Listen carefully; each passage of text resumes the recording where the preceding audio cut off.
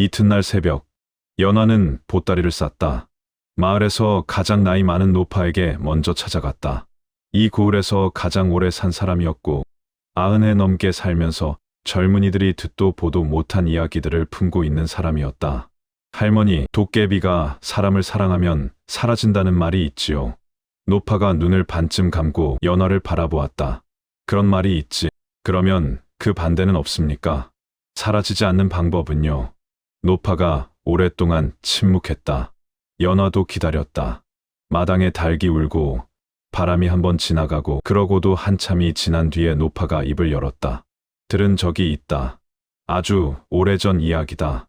도깨비가 스스로의 힘을 쏟아붓는 것이 마을만이 아니라 사람 하나에게 이어지면 그 사람이 도깨비의 뿌리가 된다고. 나무도 뿌리가 없으면 죽지 않느냐. 도깨비도 마찬가지라고. 연화가 고개를 들었다. 그 방법이 무엇입니까? 방법이 있는 게 아니라 그냥 되는 것이라 들었다. 도깨비가 마을을 지키려는 마음과 사람 하나를 지키려는 마음이 하나로 합쳐질 때, 그 사람과 도깨비가 서로를 뿌리 삼을 때, 노파가 연화를 바라보았다. 근데 그게 쉬운 일이 아니야. 도깨비가 사람을 뿌리로 삼으면 그 사람이 죽을 때 도깨비도 함께 힘이 줄어든다. 사람처럼 약해지는 거야. 그걸 받아들이는 도깨비가 없었던 게지. 연화는 그날 집으로 돌아오는 길에 대숲 옆을 걸으며 생각했다. 청이 약해진다는 것, 자신이 죽는 날 그도 힘을 잃는다는 것, 그것이 도깨비에게 얼마나 큰 것인지 연화는 알았다. 수백 년을 살아온 존재가 한 사람의 삶과 죽음에 자신을 묶는 일이었다. 그러나 연화는 또한 알았다. 청이 이미 스스로를 묶고 있다는 것을. 그가 희미해지는 것은 이미 그의 마음이 연화를 향해 기울어져 있기 때문이라는 것을. 연화는 그날 밤 청을 기다렸다. 청이 왔다. 예전보다 조금 더 희미한 모습으로. 연화가 말했다. 제가 오늘 할머니께 들은 이야기가 있습니다. 청이 그녀를 바라보았다. 저는 당신이 사라지는 것을 받아들이지 않겠습니다. 그러나 제 말을 들으시기 전에 먼저 물어볼 것이 있습니다. 연화가 똑바로 청의 눈을 마주했다. 당신은 저와 함께하고 싶습니까? 마을이 아니라 저 하나와. 청이 한동안 말이 없었다. 그 침묵이 길었다. 연화도 재촉하지 않았다. 그러나 청의 눈빛이 달빛처럼 흔들리다가 조용히 가라앉을 때 연화는 그 안에서 대답을 보았다. 그래, 청이 말했다. 처음으로 원한다는 것이 무엇인지 알겠다. 나는 원한다. 연화가 천천히 웃었다. 그 웃음이 이번에는 청을 멈추게 하지 않았다. 청도 함께 처음으로 웃었다. 보름달이 가장 둥근 밤을 따. 연화와 청은 당산나무 아래에 나란히 섰다. 달빛이 두 사람을 환하게 감쌌다. 연화는 붉은 족두리를 다시 썼다. 처음 혼례를 올리던 날 쓰던 그것이었다. 그때는 약조를 위한 혼례였다면 오늘 밤은 마음을 위한 혼례였다. 나는 이제 마을을 뿌리로 삼는 것이 아니라 너를 뿌리로 삼겠다. 청이 말했다. 그것이 무엇을 의미하는지 나는 안다. 내가 늙으면 나도 약해지고 내가 이 세상을 떠나는 날 나도 힘을 잃을 것이다. 수백 년을 살아온 것이 한 사람의 생애에 얽힌다는 것이 어떤 것인지 나는 오래 생각했다. 연화가 그를 바라보았다.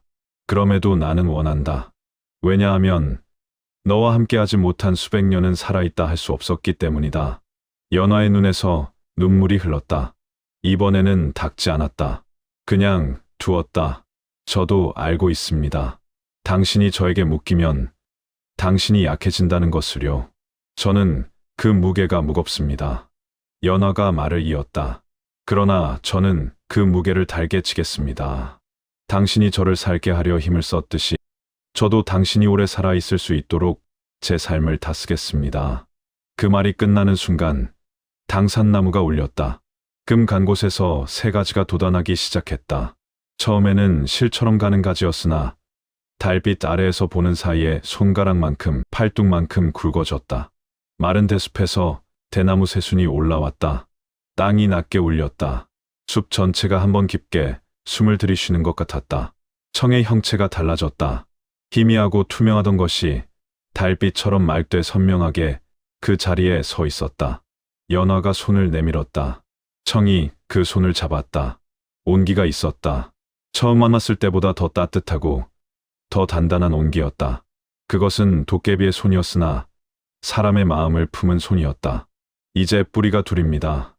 연화가 말했다. 숲도 당신의 뿌리이고 저도 당신의 뿌리입니다. 청이 그녀의 손을 꼭 쥐었다. 대답이 없었지만 연화는 그 손에서 대답을 느꼈다.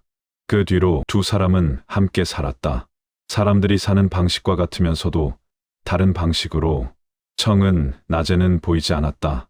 아직 해가 뜬 세상에 온전히 발을 내딛기에는 그의 존재가 낮빛에 익숙하지 않았다. 그러나 해가 기울기 시작하면 그림자처럼 마루 곁으로 왔고 달이 뜨면 비로소 온전한 형체로 나타났다. 연화는 그 시간에 맞추어 삶을 꾸렸다. 낮에는 밭을 갈고 물을 길었으며 저녁에는 밥을 짓고 마루를 닦았다. 그리고 달이 뜨면 청과 함께 앉았다. 처음에 마을 사람들은 이상하게 여겼다. 연화의 집에서 밤마다 낮은 목소리가 들렸고 웃음소리가 났다. 한 번은 이웃집 안악이 담 너머로 기웃거리다가 연화가 혼자 웃는 것인지 아닌지 알 수 없어 그냥 돌아갔다. 그러나 연화의 얼굴에서 날마다 생기가 피어오르는 것을 보면서 사람들은 굳이 이유를 알려 하지 않게 되었다. 그 고을에는 이미 오래전부터 이유를 묻지 않는 법이 내려오고 있었다. 청은 조금씩 더 많은 것을 배웠다.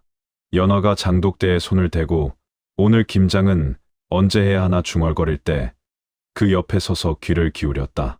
연화가 보리밥을 지으면서 불 조절이 잘 안 된다고 투덜거리면 다음 날 밤에 아궁이 앞에 쪼그려 앉아 오래 불을 들여다보았다. 그가 말을 하지 않아도 연화는 그가 관심을 두는 것들이 무엇인지 알았다. 어느 가을밤 청이 말했다. 연화, 나는 오늘 처음으로 배가 고프다는 것이 무엇인지 알 것 같다. 연화가 그를 바라보며 웃었다. 정말요? 그러면 드셔보겠습니까? 청이 고개를 저었다. 나는 먹지 못한다. 다만 왜 사람들이 밥을 함께 먹으려 하는지는 알겠다. 밥상을 마주하는 것이 곧 서로를 마주하는 일이구나. 연화가 그 말을 듣고 잠시 눈시울이 붉어졌다. 맞아요. 그러니까 저는 오늘도 당신 몫을 짓는 것이에요. 청이 연화 옆에 더 가까이 앉았다. 그것이 그의 대답이었다. 겨울이 되면 두 사람은 화롯불 곁에 나란히 앉았다. 청의 손은 차가웠지만 연화는 그 손을 잡아 제 무릎 위에 올려두곤 했다. 이러면 따뜻해지지는 않습니까? 청이 물었다. 사람 손은 잡으면 따뜻해지거든요. 당신도 그렇지 않습니까? 청이 잠시 생각하다 말했다. 그런 것 같기도 하다. 연화가 웃었다. 그러면 됐습니다. 봄이 오면 청은 마당과 화단에 연화가 심어달라는 꽃들을 가져다 놓았다. 어디서 오는 것인지 알 수 없었으나 아침마다 마당 귀퉁이에 꽃 한 묶음이 놓여 있었다. 연화가 그것을 심고 물을 주었다. 꽃들은 유독 연화의 마당에서 잘 자랐다. 마을 사람들은 연화의 손이 좋다고 했다. 연화는 그냥 웃었다. 세월이 흘렀다. 연화의 머리에 흰실이 섞이기 시작했다. 손등에 세월의 주름이 앉았다. 걸음이 조금 느려졌다. 그러나 저녁이 되어 청이 오면 연화의 얼굴에는 여전히 처음 마루 끝에서 함께 달을 보던 날의 빛이 남아 있었다. 청도 달라졌다. 예전에 그는 형체가 달빛에 따라 흔들렸지만 이제는 연화 곁에서는 한결같이 선명했다. 그의 눈빛도 달라졌다. 처음에는 수백 년의 시간이 담긴 깊고 먼 눈빛이었는데 이제는 그 깊음 속에 따뜻한 것이 하나 더 있었다. 연화가 그 눈빛을 보면 마음이 놓였다. 도깨비의 눈에 사람의 온기가 깃드는 데는 꽤 오랜 시간이 걸렸지만 그것은 분명히 거기 있었다. 마을 사람들은 연화가 오래 살수록 더 오래 살기를 바랐다. 연화 할머니가 있는 한 마을이 굶는 일은 없을 것이라는 말이 돌았다. 그것이 연화의 힘인지 청의 힘인지 사람들은 알지 못했다. 그러나 연화가 마루에 앉아 달을 바라보는 밤이면 마을이 평안했고 연화가 장독대 앞에서 두 손을 모으는 아침이면 하루가 무탈했다. 그것으로 촉했다. 어느 해 여름 연화가 몸져 누웠다. 며칠을 앓았다. 청은 그 사이에 밤마다 연화의 방 곁을 지켰다.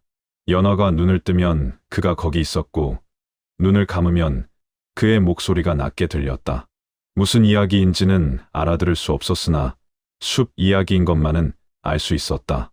나무 이야기, 샘물 이야기, 눈 내리는 밤 이야기. 연화는 그 이야기를 들으며 잠이 들었다. 며칠 뒤에 연화는 자리에서 일어났다. 당신이 걱정했지요. 연화가 말했다. 청이 잠시 있다가 말했다. 처음으로 무섭다는 것을 알았다. 연화가 그의 손을 잡았다. 저는 아직 하지 않아요. 청이 연화를 바라보았다. 안다.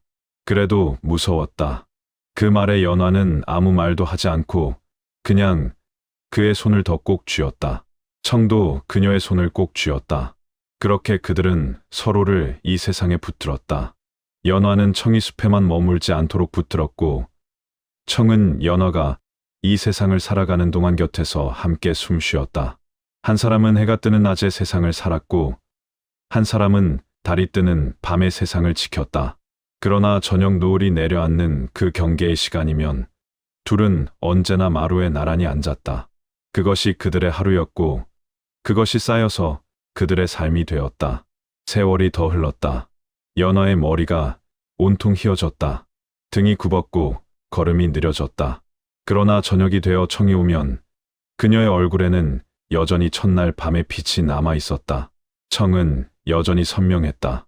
연화가 살아있는 한 그는 살아 있었다. 어느 가을 저녁, 오래된 마을의 젊은 며느리가 연화에게 물었다. 할머니, 오래 함께 산다는 게 어떤 것이에요? 연화가 잠시 달빛 쪽을 바라보다가 웃었다. 옆에 청이 앉아 있었다. 며느리의 눈에는 보이지 않았지만 연화의 눈에는 보였다. 상대가 살아있는 것이 내가 살아있는 것과 같이 되는 것이더구나. 연화가 말했다. 그것 하나로 충분하고도 남아. 바람이 불었다. 대숲이 크고 낮게 한번 울렸다. 청이 연화의 손을 잡았다. 달빛이 두 사람의 마루 위로 조용히 내려앉았다. 등잔불이 흔들리지 않았다. 그날 밤도 그 다음 날 밤도 연화와 청은 나란히 앉아 달을 바라보았다. 말이 없어도 충분했다. 곁에 있는 것으로 충분했다. 살아있는 것으로 충분했다. 이것이 그들의 이야기였다. 약조로 시작했으나 사랑으로 이어진 사람과 도깨비가 서로를 뿌리 삼아 함께 살아간 이야기. 그리고 그 이야기는 달이 뜨는 밤이면 지금도 대숲에 남아있다. 그 여인의 이름은 연화였다. 그 도깨비의 이름은 연화가 지어주었다. 두 이름이 같은 마루 위에서 한 생을 살았으므로 달이 뜨는 밤이면 대숲이 그 두 이름을 함께 불렀다.